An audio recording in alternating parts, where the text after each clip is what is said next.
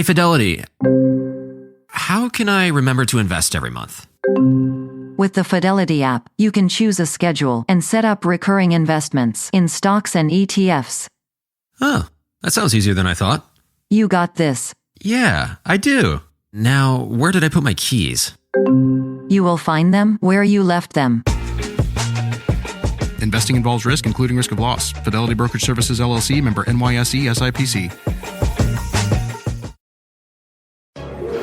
Asaro, the most wanted parfum, is the kind of cologne that chooses you. Like a stranger at a bar sliding you a bottle. No, it's not a drink. It's cologne. Spritz. And invite the scents of vibrant cardamom, addictive toffee, and sensual bourbon vanilla infused with a trail of amber wood. This hot cocktail is the fragrance for adventurous men. Asaro, the most wanted parfum. Dixo Daily presenta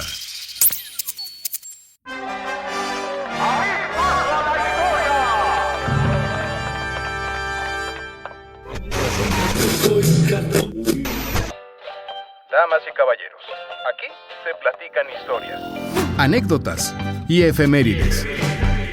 Porque jamás la historia se atrevió a tanto. Con Alejandro Rosas. Hola, ¿qué tal? Hoy quiero empezar este podcast haciendo un homenaje a aquella sección maravillosa de la carabina de Ambrosio que se llamaba La Palabra Canta. Y aquí le pediría a mi querido productor Albornoz que me ponga violines como para llorar, porque voy a recitar Paquito. Cubierto de giras al lábrego hirsutas, al parque las meches crecidas y rubias, el pobre chiquillo se postra en la tumba y en voz de sollozos revienta y murmura: «Mamá, soy Paquito, no haré travesuras». Y un cielo impasible despliega su curva. Qué bien que me acuerdo la tarde de lluvia, las velas grandotas que olían a curas, y tú en aquel catre tan tiesa, tan muda, tan fría, tan seria y así tan rechula. Mamá, soy Paquito, no haré travesuras, y un cielo impasible despliega su curva. ¿Se acuerdan que ese era el tipo de poesías que a uno lo obligaban a aprendérselas cuando se acercaba el Día de la Madre? En este caso, pues obviamente no era el mejor homenaje, porque Paquito, o Mamá soy Paquito, pues es muy triste porque habla de un niño que se queda sin mamá y pues que todo el mundo lo humilla, incluso el papá lo maltrata, etc. ¿Por qué empiezo esta palabra canta y este podcast con esta poesía? Pues bueno, esta poesía es del veracruzano Salvador Díaz Mirón, cuyo natalicio es el próximo 14 de diciembre, nació en 1853 y por eso quería recitar, como lo hice alguna vez, creo yo que era la primaria o la secundaria: Mamá, soy Paquito, no haré travesuras. Y todo el mundo lloraba.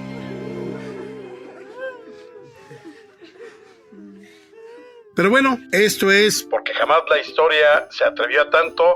Ya estamos ahora sí a unos días prácticamente de que inicien las posadas. Y aquí tenemos una entrega más de este podcast que conmueve a propios y extraños, que los llena de historias, de anécdotas, de cosas curiosas, de personajes y de hechos históricos. Y como no pueden faltar, ya desde que iniciamos este podcast, nuestras efemérides raras, pues aquí no hay tantas porque todo el mundo ya está de lleno comprando para el pavo, para el bacalao, poniendo el árbol. Bueno, la gente puso el árbol como desde septiembre, pero prácticamente todo el mundo se prepara. Y creo que la mejor efeméride extraña que encontré, y esta se la dedico a mi queridísimo Albornoz, es que el 17 de diciembre es el día del suéter navideño feo. Y si algo sabe nuestro productor es de suéteres navideños feos. Pues así como lo oyen, yo creo que todos los suéteres navideños son horripilantes. O sea, no hay uno que digas: ay, qué lindo se ve Rodolfo el Reno con su nariz roja, o ay, mira ese del arbolito de Navidad. Son verdaderamente horripilantes. Yo creo que nadie se salva, así que todos el 17 de diciembre hay que utilizar un suéter navideño feo para ir a la posada de ese día, del 17 de diciembre. Auxilio, me desmayo. Cállese, viejo lesbiano. Cállese, viejo lesbiano. Oigan, otra cosa muy importante, y aquí sí, muy, muy importante, me pongo de pie, vamos a aplaudir una ovación, que se oigan los aplausos del respetable por todos lados, porque exactamente hace 35 años, un 17 de diciembre, pero de 1989, en Estados Unidos se lanzó el primer episodio de la primera temporada de nada más y nada menos que Los Simpson. Así como lo oyen, ya lleva 35 años. Si realmente hubiera avanzado la época cronológica conforme han avanzado los Simpson, yo creo que Homero Simpson ya estaría muerto. Sobre todo por lo mal que se cuida, porque ya ven que lo operaron en algún momento dado del corazón. Ya Bart sería alguien a quien seguramente debería pensión alimenticia. Lisa estaría quizá compitiendo por un lugar en la Suprema Corte de Justicia de Estados Unidos. Y a Maggie Simpson le hubiéramos conocido la voz, porque es característico que en esta serie la más pequeña no habla.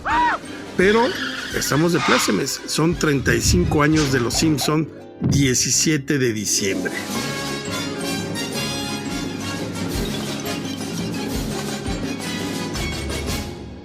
Vamos a meternos de lleno a la Navidad, o más bien a los días previos a la Navidad, porque todavía tendremos otro programa exactamente en la semana en la que cae la Nochebuena y la Navidad. Pero en esta semana inician las famosas posadas exactamente el 16 de diciembre. Como todos ustedes saben, las posadas obviamente rememora aquel peregrinar de María y José buscando un lugar donde ella pudiera dar a luz al Hijo de Dios, o sea, a Cristo, a Jesús. Y durante 9 días anduvo de aquí para allá. Fue de todo y sin medida buscando un lugar. Hasta que finalmente encuentran el famoso pesebre y luego llegan los pastorcitos y luego llegan los reyes y demás. Pero esas posadas son solo y absolutamente mexicanas. No hay en ningún otro país que se celebren las posadas. ¿Por qué? Bueno, pues ahí les va esta historia. Resulta que cuando se consuma la conquista en 1521, 3 años después llegan los primeros frailes, que fueron los franciscanos, las famosas 12 antorchas porque eran 12, llegan para empezar el proceso de evangelización, y luego de los franciscanos pues llegan los agustinos y los carmelitas y los betlemitas y todo el mundo llegó, los jesuitas, etc. Cada quien con distintas misiones y tareas. Pero los agustinos se dieron cuenta de que había una festividad que tenía el México Tenochtitlán, que tenían los mexicas, que exactamente correspondían a 9 días de festividades dedicados a su dios de dioses, Huitzilopochtli. Que además, si nos vamos un poco así como interpretaciones sincréticas, juntando lo que hoy creemos o la fe de hoy con la fe de aquellos tiempos, pues prácticamente Huitzilopochtli, digamos que sería el equivalente a Cristo, aunque quienes lo ubican es más bien a Quetzalcóatl. Pero ¿por qué yo digo que es Huitzilopochtli? Porque recuerden que la mamá de Huitzilopochtli, Coatlicue, fue embarazada sin la presencia de un hombre. En el caso de Coatlicue fue un poco más extraño que de la Virgen María, porque ya ven que de pronto se le aparece el ángel a María y le dice: bendito es el fruto de tu vientre, señora. Prácticamente le dice: oye, estás embarazada, a ver cómo le dices a José. ¡Aleluya! Bueno, en el caso de Coatlicue, ella estaba barriendo en el cerro de Coatepec. Se encontraba barriendo porque eso le gustaba mucho a Coatlicue.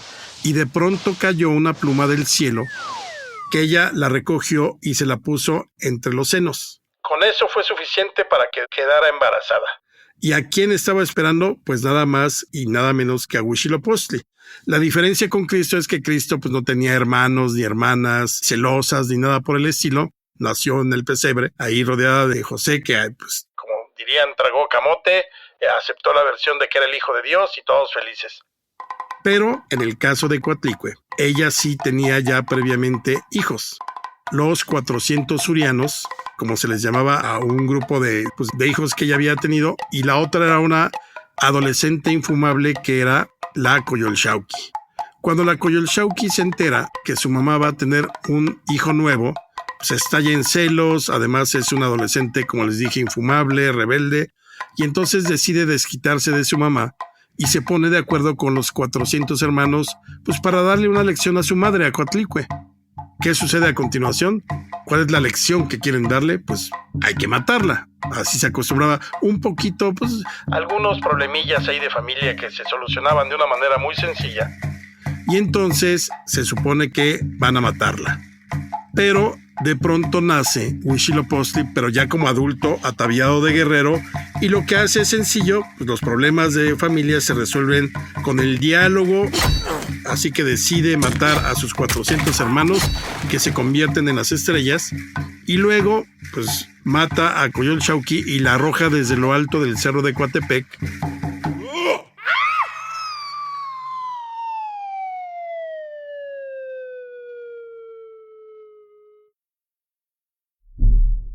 Y por eso la encontramos desmembrada. Y ella se convierte en la luna. Entonces, el hijo de esta mujer, Coatlicue, podría ser el equivalente a Cristo. Y todo esto seguramente lo pensaron los agustinos. Y si no lo pensaron, se vieron muy hábiles. Porque exactamente en estos días decembrinos había 9 festividades para celebrar el nacimiento de Huitzilopochtli. Así que dijeron, ¿por qué no? Digamos que tomaron las celebraciones, les dijeron, oye, pues sí, pero no era Huitzilopochtli, era Cristo, no era Coatlicue, era la Virgen María, y de pronto tenemos ya las posadas. Por eso, las posadas son las celebraciones que son total y absolutamente marca registrada mexicana. En ningún otro país se hacen las posadas, quizá ahora ya por copiar o por, no sé, en algunos lugares donde hay muchos mexicanos, pues ya se reproducen. Pero el origen es las festividades dedicadas a Huitzilopochtli. En el nombre del cielo, os pido posada. Que era muy curioso porque las posadas generalmente ya en el México virreinal, la gente se organizaba por barrios y en los barrios se designaba un día para cada una de las posadas. Entonces, lo importante es que en tu barrio tú fueras, si ibas a la primera posada tenías que ir a todas las demás y terminaba exactamente el 24 de diciembre, pero además iba increciendo. Empezaba a ser, digamos, una merienda muy recatada, muy tranquila, y la última cena, la del 24, pues ya era en grande.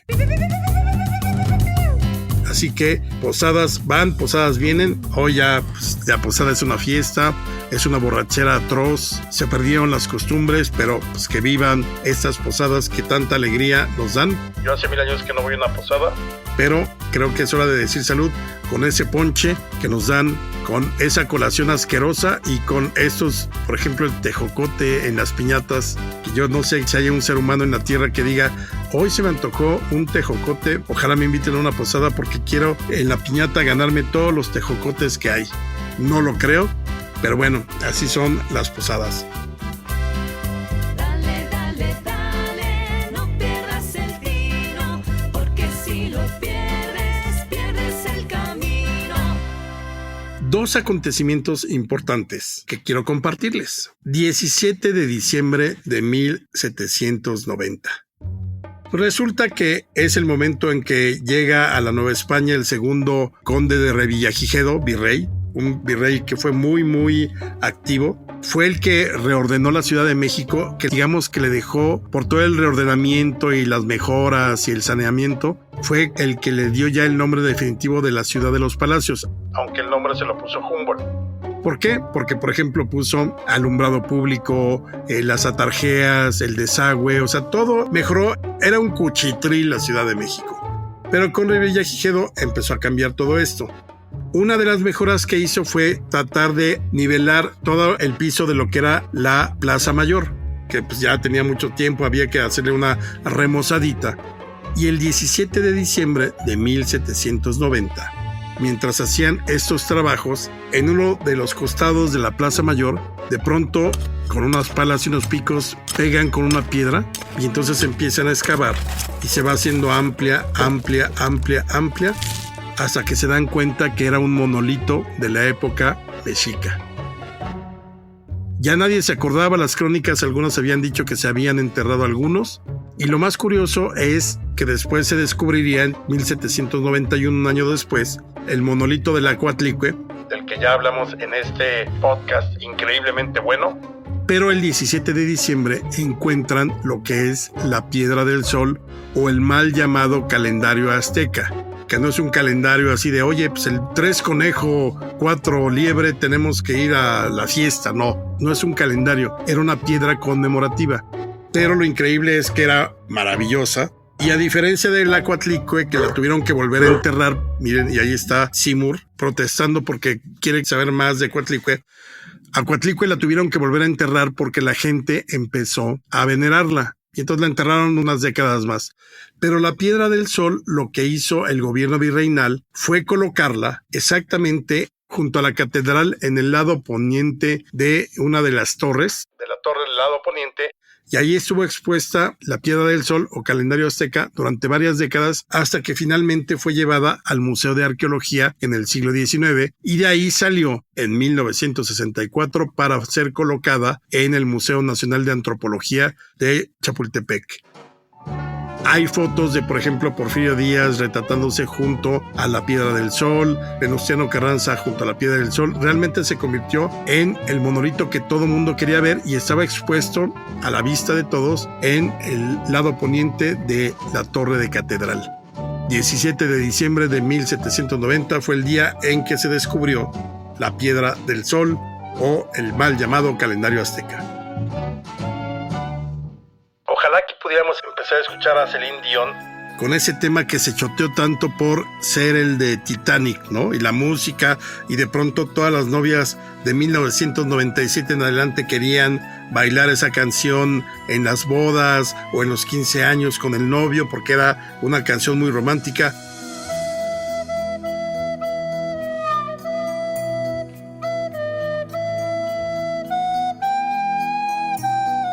Porque el 19 de diciembre, pero de 1997, se estrenó la película Titanic, que en su momento fue una superproducción, rompió récords. Hoy puedo decir que en términos históricos está muy bien, digamos, adaptada.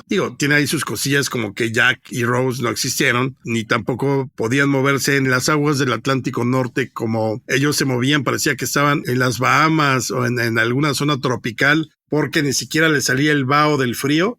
Se hubieran congelado a los 3 segundos como la mayor parte de la gente que murió luego del naufragio y se congeló, murió de hipotermia. Pero lo importante de esto, quiero hablar no solamente de la película que fue un éxito y ahora yo la aprecio más, sino aprovecho porque ya que viene Navidad, les recomiendo que regalen un súper extraordinario libro de Alejandro Rosas que se llama Cartas desde el Atlántico, el Titanic y la Revolución. Y les voy a hablar de esa historia, ya para despedirme, porque creo que es una historia que vale la pena contar. Ahí les va rápidamente. Hasta 1999 y el 2000, sabíamos que solo un mexicano había sido un protagonista directo del naufragio del Titanic, el diputado Manuel Uruchurtu, que fue una de las víctimas que falleció en el hundimiento. Jamás encontraron su cuerpo. Iba a bordo, pero fue de los cerca de 800 personas que nunca se recuperó nada de ellos. Quién sabe dónde quedó, pero se sabe que murió. Entonces, era el único mexicano en el Titanic. Pues bien, era 1999 y yo me encontraba trabajando una investigación sobre Francisco y Madero para las obras completas que íbamos a publicar en la editorial Clio en el año 2000. Entonces me fui a Parras, Coahuila, porque de ahí era Francisco y Madero y su familia, a entrevistarme con un descendiente de otra de las familias importantes de Parras, que era la familia Aguirre Benavides. Entonces me recibe don Eugenio Aguirre, descendiente de esta familia, que además la familia Aguirre Benavides tenía relación con la familia Madero. Eran prácticamente no solamente conocidos, sino había unas relaciones de parentesco ahí cercanas. Pero pues yo fui por Madero, hablé con don Eugenio varias horas, lo entrevisté, hablamos de los hermanos Aguirre Benavides, de la Revolución y se acabó. Ya para despedirme, me dice don Eugenio: oye, te voy a enseñar algo a ver si te interesa hablar de eso. Entonces se mete a su cuarto, regresa unos segundos después y desdobla una carta de navegación. Era un mapa. Del lado izquierdo el continente americano, del lado derecho el continente europeo y en medio todos los paralelos meridianos y una ruta de un barco que había zarpado de Galveston el 6 de abril de 1912 y que su destino final era el puerto de Breme en Alemania. Entonces lo veo, no noté nada extraño y entonces con su dedo me señala un punto, digamos, a la mitad del mapa donde decía Titanic, tenía un barco semihundido y un pequeño iceberg dibujado. Entonces le dije: oiga, don Eugenio, ¿y esto qué es? y entonces me cuenta esta asombrosa historia. Resulta que su papá, Gustavo Aguirre Benavides, que era el menor de los hermanos Aguirre Benavides, tenía 15 años en 1912, cuando su padre decidió enviarlo a Alemania a estudiar ingeniería eléctrica para que regresara a Parras a poner la luz. Entonces ya se va el chiquillo con un amigo, pues, a seguir lo que el papá quiso, y entonces él se embarca en un transatlántico que se llamaba Frankfurt. El Frankfurt, curiosamente, fue uno de los 10 o 12 barcos que la noche del hundimiento del Titanic fue de los barcos que recibieron la llamada de auxilio del Titanic. Entonces lo que hizo el capitán del Frankfurt fue desviar su ruta original, por eso marca en el mapa dónde estaba el Titanic y todo eso con paralelos y meridianos y todo queda muy bien marcado, y llegaron unas 10 horas después del hundimiento. Obviamente ya no pudieron rescatar a nadie, ya había pasado el Carpathia a rescatar. Y no podían tampoco cargar con cadáveres ni nada porque pues obviamente faltaban 10 días para llegar a Europa, pues no tenían ni los refrigeradores, ni hielo, ni nada para hacerse cargo de los cadáveres, así que quedaron flotando ahí. Lo interesante es que el joven Gustavo Aguirre Benavides vio todo. Cuando llegaron al lugar del naufragio, vio los cadáveres, vio las mesitas que flotaban. De hecho, ahí quedó comprobado que Jack sí se hubiera podido salvar si le hacía un huequito a Rose, pero ella se resistió y por eso murió. Pero todos los restos, los cadáveres flotando, todo lo vio Gustavo y le escribió a su familia varias cartas donde les decía, pues me tocó ver esto, hablaba de la señora con el niño en manos que habían muerto congelados en el mar. Decía Gustavo en su carta que había visto a un señor sentado en un témpano de hielo cercano porque estaba lleno de témpanos y que tenía un hilito de sangre en la sien, se había disparado porque tenía la pistola en la mano. O sea, realmente hizo una descripción muy buena. Y esa historia me la contó a mí don Eugenio, pues era su padre. Y entonces yo lo que hice fue hacer un artículo que da pie a este libro de cartas desde el Atlántico, El Titanic y la Revolución. Porque junto a la historia de Gustavo, el Titanic y el Frankfurt, la familia me proporcionó una serie de cartas donde habla de los otros 3 hermanos, que eran primer nivel de revolucionarios. Imagínense, Luis Aguirre Benavides había sido secretario particular de Gustavo Madero y luego fue secretario particular de Pancho Villa, el famoso Luisito. Luego el segundo era Eugenio Aguirre Benavides, que había sido general en jefe de la División del Norte de la Brigada Zaragoza. Y el tercero era Adrián Aguirre Benavides, que había sido el abogado de Francisco I. Madero cuando lo metieron a la cárcel en vísperas de las elecciones de 1910. El punto de todo esto es que con las cartas que me proporcionó la familia, más las cartas de Gustavo contando todo lo del Titanic, lo que hice fue esta crónica. Si ustedes la leen van a creer que es una novela, pero es una crónica familiar basada toda absolutamente en documentación. Pero es una maravilla cómo se unen de algún modo el Titanic con la Revolución Mexicana. Yo sé que en el título parece que sería como una película de Juan Orol, charros contra gangsters, o sea que no vienen al caso, pero les recomiendo esta historia. Así que ya no solamente tenemos a un mexicano involucrado en el Titanic, sino el otro como testigo accidental de lo que fue esa tragedia. Gustavo Aguirre Benavides en el Frankfurt, Manuel Uruchurtu como pasajero y víctima del hundimiento del Titanic.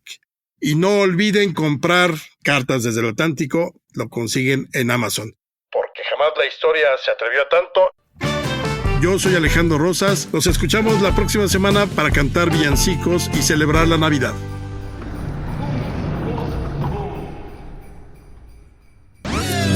Una producción de Dixo. Hey, Fidelity. How can I remember to invest every month? With the Fidelity app, you can choose a schedule and set up recurring investments in stocks and ETFs. Oh, that sounds easier than I thought. You got this. Yeah, I do. Now, where did I put my keys? You will find them where you left them. Investing involves risk, including risk of loss. Fidelity Brokerage Services, LLC, member NYSE, SIPC. Asaro, the most wanted parfum, is the kind of cologne that chooses you. Like a stranger at a bar sliding you a bottle. No, it's not a drink. It's cologne. Spritz. and invite the scents of vibrant cardamom, addictive toffee, and sensual bourbon vanilla infused with a trail of amber wood. This hot cocktail is the fragrance for adventurous men. Asaro, the most wanted parfum.